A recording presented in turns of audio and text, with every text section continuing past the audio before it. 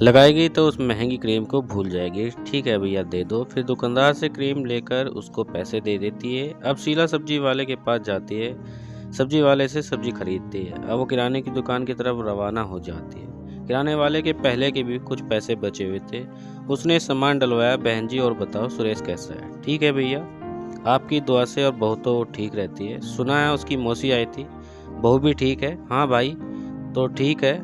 दिन बहन जी जरा संभल कर रखना। बहू को उसमें क्यों क्या हुआ? उसका ससुराल मेरी मौसी के पड़ोस में ही है, पूरे मोहल्ले में झगड़े करवा रखती है। उसने तो भैया पहले क्यों नहीं बताया? हम रिश्ता नहीं करते। अरे बहन जी अब इसमें आपकी बहू की क्या गलती?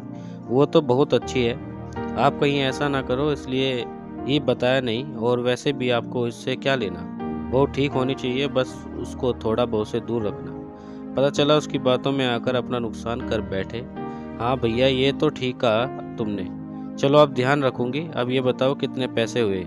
पैसे कौन सा भागे जा रहे हैं? 2,000 ही हुए हैं, बाद में दे देना अगर नहीं है तो। नहीं भाई वो बात नहीं है, ये लो 3,000 काट लो। अरे 2,000 ही हुए, लेकिन 1,000 पिछले भी रहते हैं। बहन जी सच बोलूं तो मुझे तो याद भी नहीं था, लेकिन मैंने तो देने थे इसलिए मुझे याद था। इसलिए तो आपके पैसे लिखता नहीं, कभी आप खुद ही दे देते हो। चलो भैया आपकी मर्जी। अच्छा जब चलती हूँ। अरे धनिया बहन जी का सामान गाड़ी में रखो। और घर में रेखा की भी नींद खुल जाती है, वो भी बाहर आती है। आते ही वो शीला से पूछती है, माँ जी मेरी क्रीम ले आए?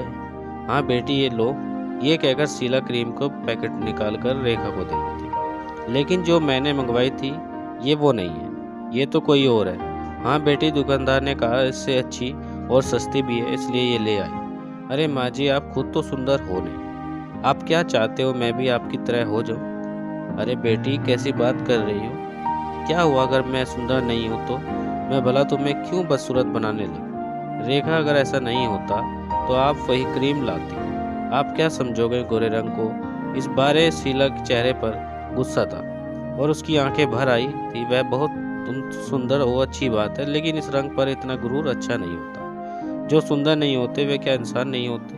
और रही बात इस क्रीम की तो चाहे फेंक दो। इसको दुकानदार ने कहा था इसे बस एक बार लगाकर देख ले। मैं तो इसलिए ले आई थी कि अच्छी भी है और सस्ती भी है। हाँ इसलिए कि सस्ती है। अब मुझे समझ आया कि मेरी मौसी ठीक कह रही थी। क्या कह रही थी वो तुम्हारी मौसी? यही कि आप मेरी सुंदरता से जलती हो। ओह तो ये बात है? हाँ यही बात है। मुझे लगा ही था कि कुछ तो बात है जो तुम्हारे हाव भाव बदले हुए। लेकिन मुझे गुस्सा उससे नहीं गिला तुमसे है। इतने दिनों से तुम यहाँ हो लेकिन आज तक मुझे समझ नहीं पाई। इतना बोलकर शीला की अश्रुधारा बह निकली और वो रोते हुए अंदर चली गई। अब रेखा को भी लगने लगा कि उसने कुछ ज्यादा ही बुरे तरीके से बात कर ली। खैर वो अपने रूम में चली गई। सास वहीं। पूरा दिन कोई बात नहीं हुई। शाम को सुरेश जब घर वापस लौटा तो बहुत थका हुआ था। आकर उसने हाथ मुंह धोए तो रेखा ने उसने पानी पिलाया। माँ कहाँ है? वो अंदर खाना बना रहे हैं। थोड़ा नाराज होते हुए, तुमने क्यों नहीं बनाया? अब भी माँ ही सारे काम करेगी तो हमारा क्या फायदा? अब रेखा को थोड़ा डर लगने लगा। उसने सोचा कि अब अगर माँ ने दिन की बात बता दी तो क्या हुआ? क्या सोच रही हो माँ? और माँ आओ यहाँ। माँ रसोई से बाहर आते हुए, हाँ बेटा क्या हुआ? कुछ नहीं, तुम खाना क्यों बना रही हो? रेखा बना देती।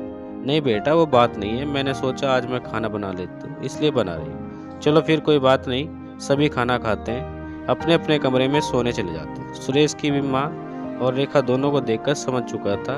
उसे यह अंदेशा हो गया था कि आज कुछ तो जरूर हुआ है इन दोनों के बीच।